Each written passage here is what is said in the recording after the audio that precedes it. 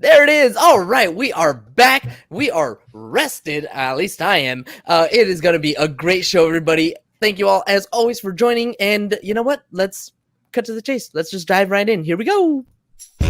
Practicing Polyamory, real-life perspectives from the imperfect people of polyamory. The mission of the Practicing Polyamory podcast is to provide a platform for all of the real-life, flawed humans that practice polyamory so that we might all learn from one another and grow as a community. Enjoy the show. All right. We are back. It has been a beautiful weekend. I don't know about all of you, but I had a great one.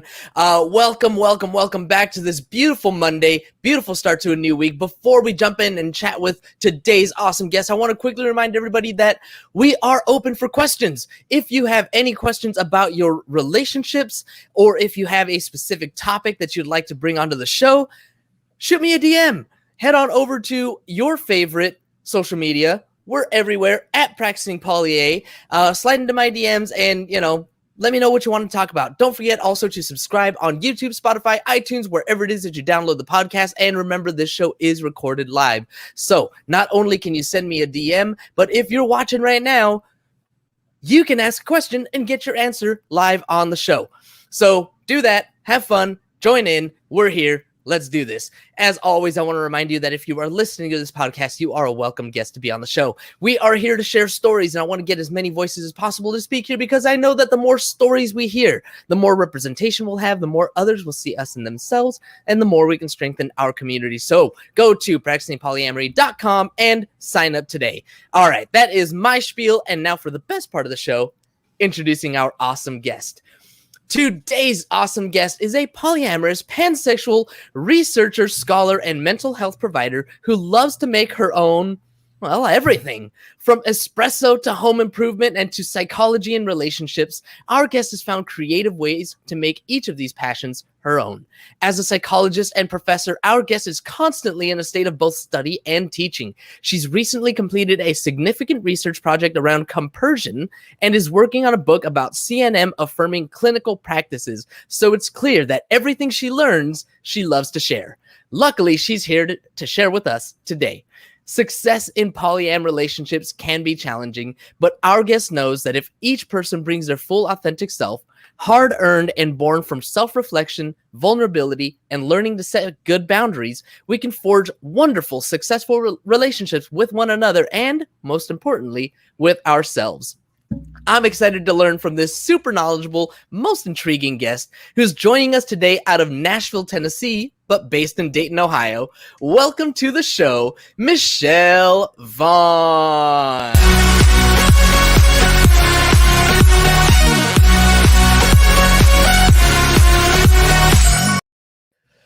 There it is, Michelle. Thank you so much for hanging out with me. Thank you for spending part of your day with us today and sharing your vast wealth of knowledge.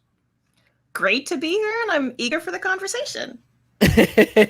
Me too. So, as you know, we were talking before the show, and you shared with me when you filled out the thing for the show, you wrote a paper on compersion. Let's just dive right into that. Tell me what it is that inspired you to specifically dig on this topic. Sure. Well, a couple different things. So I really enjoy being a scholar within the B, and I like to do projects that combines that find fields in psychology, combined ideas in innovative ways, and have a couple set of special skills. So I know how to develop measures, so psychological measures, which is kind of a large process and many people don't want to do it. And I love contributing to a new field. And one of those fields is actually, is understandably consensual non-monogamy. So we had a sense. I met another scholar and was like, hey, there's not a lot of compersion. I'm interested in compersion. I'm interested in it too. There's no way to measure this. So you can't really advance certain types of research until you have a way of assessing something. And I go, you know what? I got the skills for that. Let's make a measure of compersion. I think that was 2 years ago, maybe a little bit more. It all kind of goes together.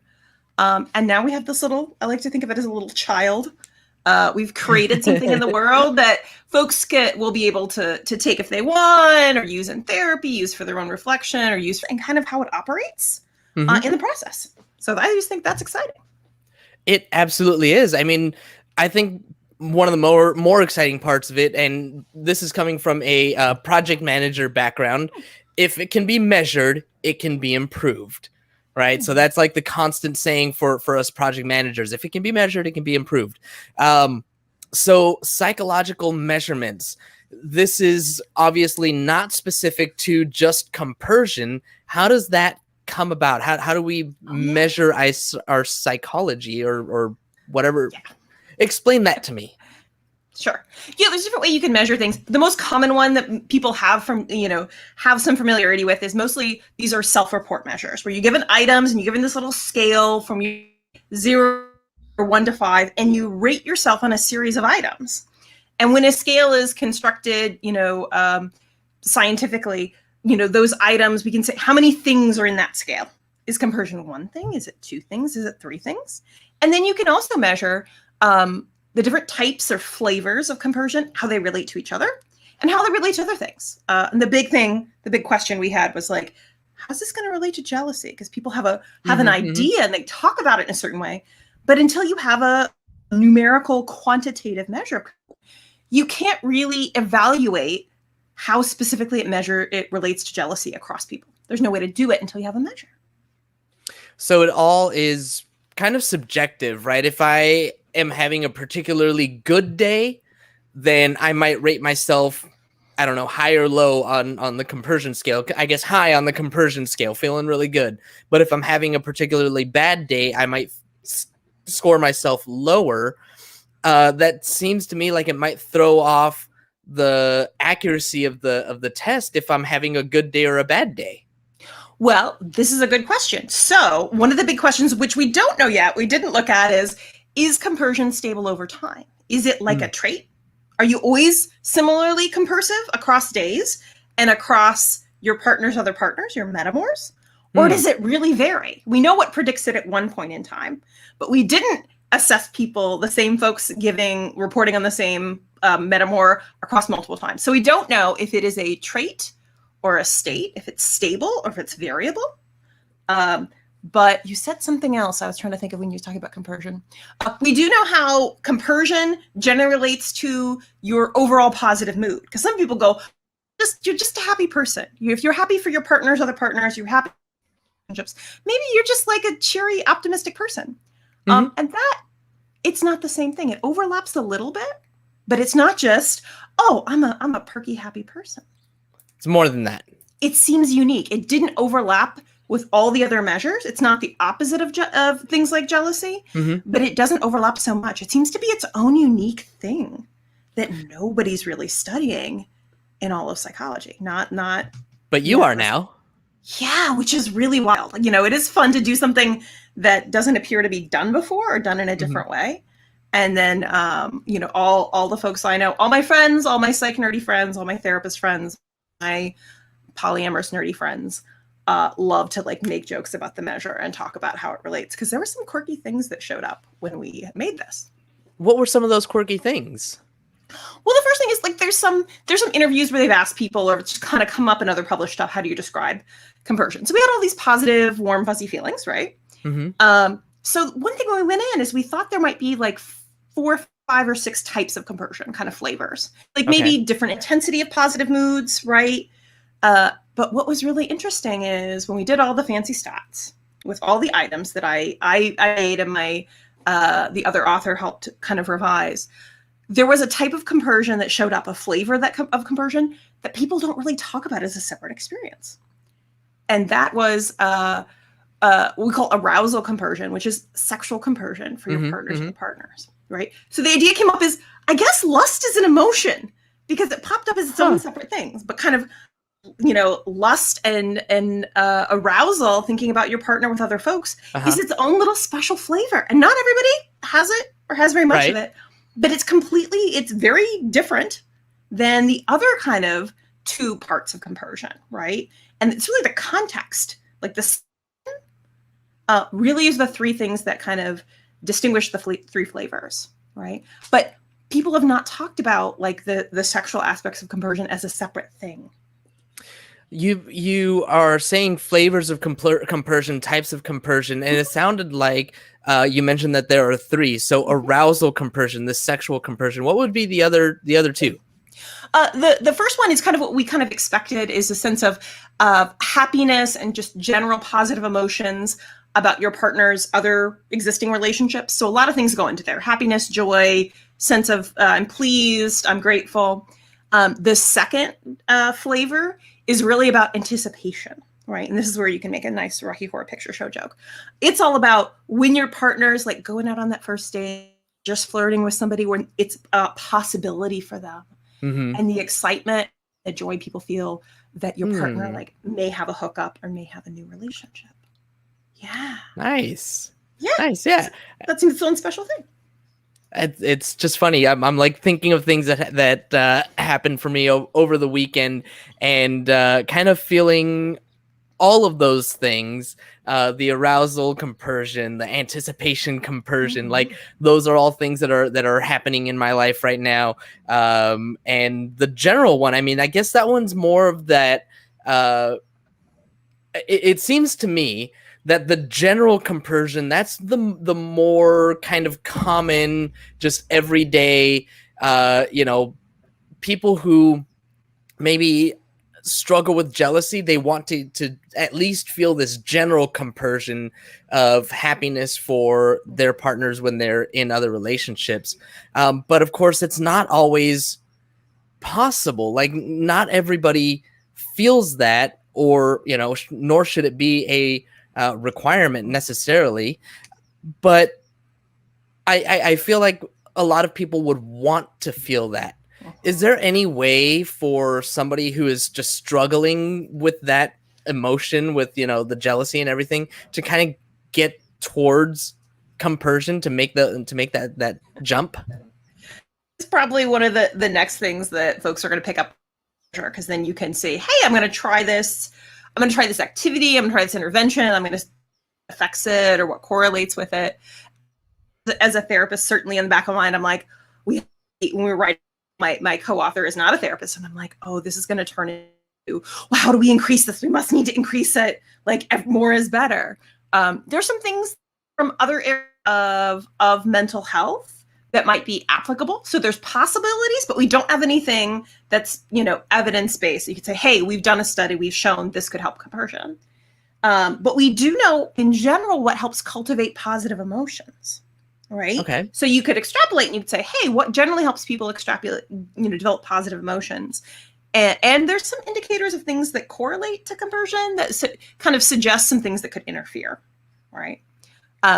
So one of the other fields I do a lot of work in is something called positive psychology, which is kind of how it sounds, right? How do you promote and celebrate and honor kind of really good human functioning, really positive outcomes? That's all about, positive emotions, a big piece of it. So some of the pieces they try, which in my mind would overlap when we talk about in the paper, deliberately practicing gratitude. So reflecting and being grateful, and in a genuine way. If it's fake, it's not going to feel right. Right. Like, what can you really appreciate from your partner's other partner, right? What do you appreciate they bring to your partner's life? What do you like about them? Really connecting into like really authentic experiences of positive emotion for them might promote that compersion, right? That's a big one that makes a lot of sense, and we would think that would work as well. And then we find a couple other links to pieces like relationship satisfaction. So people have more compersion when they're happier with their relationship with that partner. So it's like, what's good for the relationship, right, is probably good for your feelings about the other partner. When you're happy, when you're content, when you feel like things are going, it's a lot easier to feel positive things toward these third hand metaphors, right? So when you work on the relationship and you feel secure in it, it can be beneficial for feelings toward that metaphor. That makes yeah, of course it does. Yeah, of course. When you're feeling good about your relationship, it's easier for you to be happy. It'd be easier for me to be happy about my partner's other relationships. And if I wasn't feeling good about my relationship, then I'd start to feel really insecure and worried and scared and all these different things. how did you find, or what did you find about these different types of compersion, as far as like, did people feel more of one type than any other? Well, there we look at kind of the average scores across people. What's nice is, so this is like a 3-part study. So the first thing we did is we went and we asked people, tell us about experiences of compersion, write down what they feel like and look like to you. So we had their words. And then we made the items based on that. And then once we had all these sample positive items, we gave them to a different sample of folks. And then we saw how the items kind of themselves. And that's how we find the 3 types, right? So this has all been through several hundred participants, all different forms of consensual non-monogamy, right? Mm-hmm. All adults. So it wasn't all polyamory. There was like swinging and other things involved. Yeah. Not all polyamory. I think the majority, half were polyamorous. And then we looked at differences across folks in open relationships, swingers, polyamorous folks. There were no differences in the scores, because you would go, hey, I wonder if swingers feel more sexual compersion. Seems like an obvious question. Yeah, right. We didn't see any mean differences at all. Not based on the type of consensual non-monogamy you practice. Right. Yeah. Go ahead. Oh, I was going to say the different types of compersion, though. There had to be like differences, right? People feel one more than another. Well, not according to the type of relationship style they practice. Right. So that was surprising to me. I looked at that several times, and still, but we had I forget how many folks. We had several dozen people in open relationships and swingers, and more polyamorous people, but no differences in the kind of average scores. So that's really interesting, because the stereotype and the image of, poly people are all about the warm, fuzzy, emotional feelings, and swingers place a higher importance on the sexual component. And I don't know if that's in terms of outcomes. I don't necessarily, you don't have any, the emotional experience is different across these types. That is super interesting. That's really interesting. Yeah.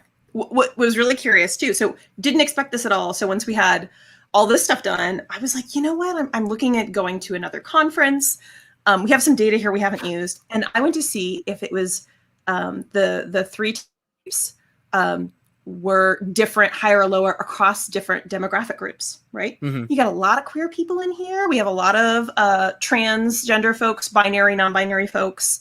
Not a lot of people of color. Not great with that. Yep. Like, hey, I wonder if there's differences across kind of orientation and gender identity. And that's where there were differences. Interesting. Kind of yeah, tell me more about that. So it was interesting. It really didn't depend on the type, but that folks whose sexual orientation wasn't binary, so like pansexual folks, bisexual folks, more than hetero folks, more than gay and lesbian folks. So if their sexuality was, I'm trying to think of the non-nerdy way. Fluid? Sort of fluid. Not restricted to one gender. If their attractions were beyond one gender, they tended to score higher across the 3 scales of compersion. Interesting. Yeah, and that was like, well, this is interesting. And the non-binary folks, compared to all other binary folks, they also had higher compersion. And the trans folks, all the trans folks, over all the cisgender folks. So there's something, having an experience in the world where you're marginalized, and also you're not in a binary category. Like folks who are willing and embracing parts of themselves that really don't fit within kind of traditional society, are reporting more compersion. Very interesting. Yeah, I have a theory. Yes, I have a theory. Yes. Uh-huh. I mean, so when it comes to like, just thinking bisexual, pansexual, anything like that, like you said, they're marginalized, and so they have, this. They have a desire to have different needs filled by different just genders, right? And just at a minimum, right? And so if they're able to see their partner getting different needs filled, whether it's by other genders or by anything else, they're like, okay, well, they're getting that, and I would want that too. I would want to be able to have all of this. Yeah, maybe they have a different emotional appreciation, or they're more tuned into joy for their partner because they know what it's like to have the world restrict them, right? Exactly. About their feelings, about their attractions, about the type of intimacy they want. Yeah, I think that. How do you measure that, right? How do you measure what's about that? How do you also measure that? Yeah. So some of my other work was on folks and positive psych. So all the great things about queer people, basically, and how they might be like really awesome at certain things that straight and cis aren't. So there's a lot of overlap, obviously, between queer people and consensually non-monogamous people. Yep. And so my mind went to that, and I'm like, I've studied that before. I've done scholarship on that. And there is some data, some ways that people describe that when you're a member of a marginalized group, you're often, especially if you're out, right? You know that, you've disclosed that, you're really tuned in to your emotional states, your desires. You're pretty self-aware. And when you're self-aware of your own internal states and your wants and needs, and had an environment where you could be honest and open about those, you might be really tuned into other people's feelings. You might be putting yourself in their other shoes. You might be really tuned into their joy. You might also really be emotionally tuned into when other people are feeling authentic because they get to have something in a relationship they really want. That's like called a social or emotional intelligence. Yep. So I'm also wondering whether that's kind of a link there. We didn't have a measure of that, but that should I find the time to do another study? I'm like, is that an excellent for that relationship? It definitely makes sense. I mean, I feel like the queer people that I've met and gotten to know definitely do have more of that connection. Like they're able to empathize more. It seems like, and there's just more of that. I don't know, care for humanity, I guess, at a minimum. Yeah, I think it's like you've had to be tuned into yourself, and then often, I mean, guarantee, but on average, might you be more tuned into others. You've also needed to read the room and read other people to decide whether they're safe and comfortable for you to be genuine with. So you're very kind of emotionally attuned, partially for survival, but also for your own development. Yeah, you mentioned empathy. That was one of the other things we actually put in the study, is we wanted to see if compersion was just empathy. Okay. For your partner. And it overlapped, but it's not the same thing. It's not the same thing. How's it different? So it has like a positive correlation, but it's not so high that it's the same construct or idea. So it could help. Being empathetic, tend to have more compersion, but it's not so clear that it's a synonym. Got it. Got it. Okay. I had a guest who I think he described compersion as like joyful empathy. I want to say that's what he said. And that might have been, something along those lines, but it's not quite the same. It's different enough. As you're talking about the importance of that self-reflection, the importance of that self-awareness. And I guess, as we're talking about it, are there any exercises that you give people, any exercises that you take people through to kind of help them get into that self-reflective, self-awareness mode to be able to answer these questions and give you these measurements objectively? That's part of, how the questions are set up to have folks think about a specific partner metamor relationship. So it's kind of built in. Imagine this person, pick a partner, pick a metamor to reflect on. When you ask that question, I think about it as a therapist. And if I was using this in the room with folks, which I haven't, had a chance to do, just hadn't feel like a priority for them, I always think about open questions and kind of living some space for it. So first I would kind of start really broad, because I don't want to assume that people feel compersion. I don't want to put pressure or expectation that you need to, or it's better than, especially when that comes from somebody in authority, therapist. Ooh, that might feel like authority.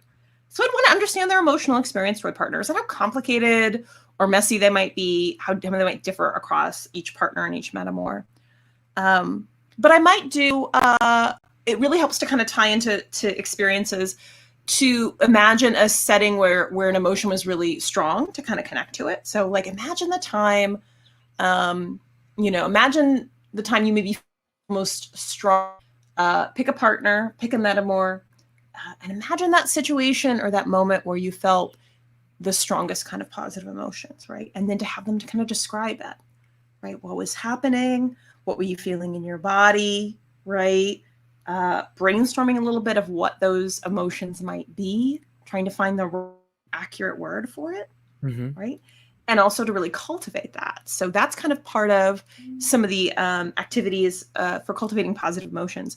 It really genuinely fosters that emotion, and then dwelling in it, right? Giving yourself some time to soak into the positive emotion, so you can recognize it, so you can understand what promotes it.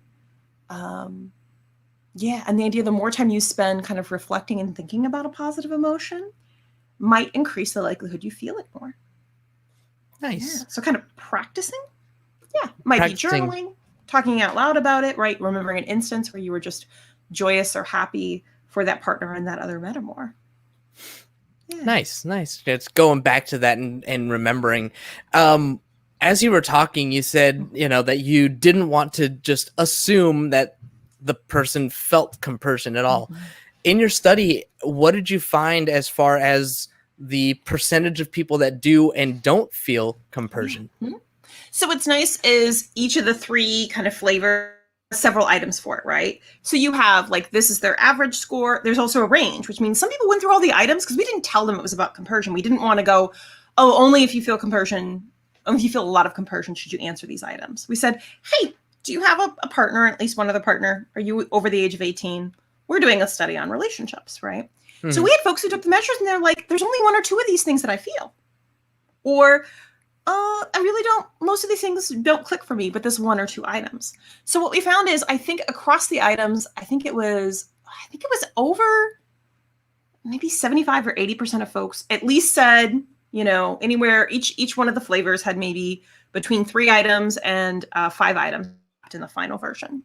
And almost everybody said, I felt a little bit of this at least once, right? So people who are on the extreme of compersion are probably fairly rare, right? Might depend on the partner. And people absolutely low, I've never felt even a hint of this across either of the 3 flavors, are also probably kind of rare. Most people are somewhere in the middle, right? It's kind of a scale, just like everything else. Yeah, it's on a scale.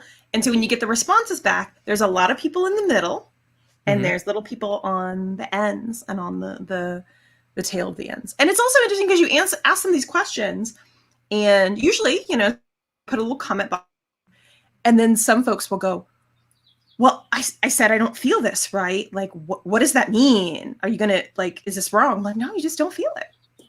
That may just not be your experience, or just the partner in the metaphor you picked. You just may not feel that way towards them. That's just how it is. Makes sense. It happens. What is the overall mission? What's the overall goal of this study and the paper that you write? What's the purpose behind it all? What are you really driving at? I think the overarching, it's a couple things. So first is to be able to expand. If we want to know more about compersion, what it is, how to facilitate it, how to understand it, what it's not, you have to have a quantitative measure. So you can't advance research, right? And we can't have kind of minimum studies we need and the types of studies we need to say, hey, this might help with compersion, or this is how it operates, until you have a way to assess it, right? So this it's a new tool for researchers, for therapists. Again, there's a link I can send to folks for if they put the PDF, take the measure yourself, right? And folks can have those items and use them for self-reflection. But it means to advance this area in research on consensual non-monogamy, where there's maybe 5 or 6 studies that have talked about compersion, but none of the quantitative way to measure it until now. And we think that's going to promote understanding, and maybe is going to promote appreciation of this phenomenon that seems kind of unique. Get more attention for that, and then ideally be able to go, hey, how do we use this knowledge to maybe improve folks' lives? And I always think about that in terms of a therapist, because there's an explosion of research on consensual non-monogamy, and it's very nicely done. There's a lot of folks who are in the community doing that scholarship. That's really nice. And I think it has tons and tons of applications, but I certainly think that the biggest one is thinking about research on the idea that you could use it in a therapy room, or you could use it for your own just curiosity and self-assessment. But if you don't have a way of assessing it, we can't really do scholarship about it, and we don't know a lot about it then. Yeah. Are there similar studies of measuring emotions? Like, is there a study out there that measures anger, that measures sadness, that measures like do people do these kind of quantitative studies of emotions, or is this kind of unique to what you've got going on? Yeah, there's a whole field of, usually it's in social psychology. There's people who are just emotion researchers, and they research all sorts of emotions. So you have a scale for almost any other emotion you can think of. One of the scales we used was, so there's generally positive emotions and negative emotions. Mm-hmm. So you can find big, broad scales, or you can get to very specific scales. There's a jealousy scale, right? There probably is an anger scale. We don't use that too much. But what's interesting is there's good things about those big, broad emotional questions, but just no one's really touched compersion in the same way. And people assume positive emotions and negative emotions, that if you feel one, if you're high in one, that you're low in the other, which is not true at all. It's more, if you have lots of feelings, you tend to be higher in both. So Gotcha. they're not opposites. And most people don't know that, but that's because we have these measures of emotion. Like, well, actually, if people are high on jealousy, sometimes they're high on excitement too. Yeah. So we have broad measures of emotions, and they've been around for decades. The first jealousy measure I think we looked at was maybe made in the 80s. Almost all the other emotions have their own scale that have been tested and validated and used forever. But this is, since it's its own little unique flavor, there wasn't anything like it. We could just compare it to a big, broad measure of positive feelings. Love it. Yeah. But it's kind of interesting because most of those emotion researchers don't know about consensual non-monogamy, aren't thinking about that context, don't have that experience. Right. They're kind of in that monogamous, zone. Yeah. Yeah. I mean, compersion still isn't in the dictionary. Whenever I type it up anywhere, it still gets the red squiggly line underneath. So, it's hard to quantify something that's not even a word technically yet. All words are made up, but wow. So this has been super enlightening. Is there anything that I missed? Anything that I forgot to ask you? Anything that you wish that I had asked you, or just final thoughts that you would like to leave with the audience? I think those are the big, broad pieces. I'm just really excited to see how people will use this tool. I think there's the opportunity for discussing this, in their poly communities and their polyamorous relationships, just to be self-reflecting about it well. And especially, I think, I want to say again, that tentativeness of, it's not that more compersion is better and everyone needs to feel compersion or you're a bad person in a relationship. If it's something that exists for you, if it's something you try to want to facilitate in a genuine, authentic way, this might provide some insight and foster some curiosity. But I think to proceed gently. And, one of the things I do in my everyday life, in addition to all those other 17 roles, is I train future psychologists. So right now I'm hoping and waiting slowly to get more folks who want to go into this field, who advance that research, figure out what to do with that as a clinician. That's what I do most of the time, is train future psychologists. Nice. And I would love to have I want to say an army, a collaborative of consensually non-monogamous psychologists who I'm like, let's create more and more that folks can go and have a really good experience in therapy. That's my long-term life goal, is to be working with tons of folks who want to do that work, and maybe, do a little bit more of this research and add to it as well. Try to make the world a better place. Yeah, absolutely. There you go. I'm good with the army, and that's definitely goals. All right, Michelle. Well, this has been a lot of fun. I feel like I know more about the way that this study is going. I'm looking forward, like you said, to seeing more and seeing how people use it. Where can people find you, find this research? If they want to get in touch with you, I don't know if you have any openings as a psychologist or whatever. How can people find you, and what can you provide for them? Sure. Twitter is probably the easiest way. Overly busy academic. I don't put together a lot of my social media that's professional, but the Twitter is the most professional thing. People can go if they're interested. I'm pretty easy to track down if they're interested in going into the profession. That also means I could also shoot my email if people want to get their hands on the measure. If you're not an academic or a student where you can get it through the library, I can send people the measure if they want to assess themselves for their own fun. Or you can, send me a message on Twitter and we can figure out how to get it to you. I don't think I can upload PDFs on Twitter. I don't think that happens.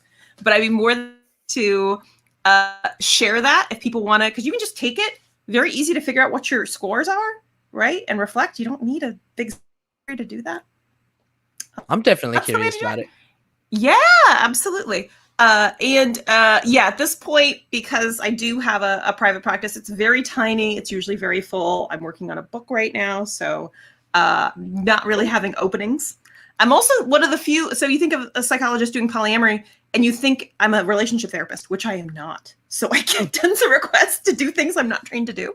So Got it. Take those. Yeah. There you go. Makes sense. So Twitter's the best way.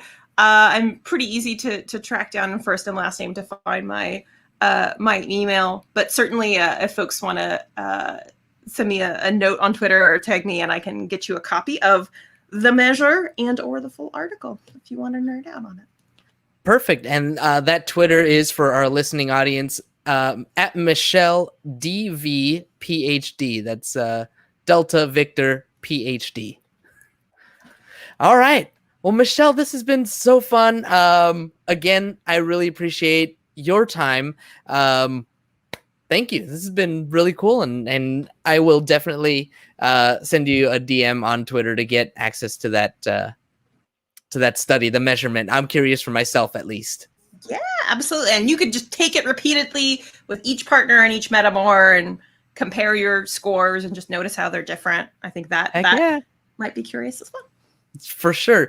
Do you want us to send you results or anything? Like, is this still an ongoing thing? Does it help you in any way? I'm not collecting data on anymore. The first author of the project also is doing another project on CNM that I'm not on. I don't know if it's using the compersion scale or not. I might retweet that study in the next week. So if people follow me on Twitter, they'll see if they want to check out that investigation. But I'm not sure. It might be used. Sure. But cool. I'm not certain. Cool. We'll figure it out. And again, just thank you so much for hanging out and for sharing, like I said, your wealth of knowledge. Thank you so much. Great. Thank you.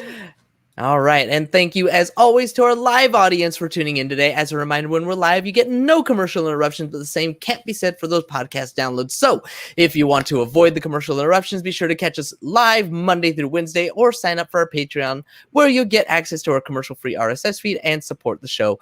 Don't forget to subscribe on YouTube and wherever it is that you download your podcast if you haven't already. And please leave us a review. We will really appreciate it. All right, everybody, that is all we've got. Thank you all, as always, and thank you again, Michelle. Until next time. Have a nice day! Thank you for tuning in to the Practicing Polyamory podcast. Would you or someone in your polycule like to be a guest? Sign up at practicingpolyamory.com and join the conversation. Please support us by subscribing, liking, and following us on social media at Practicing Polya by clicking any of the affiliate links on our website or by subscribing at patreon.com/practicing.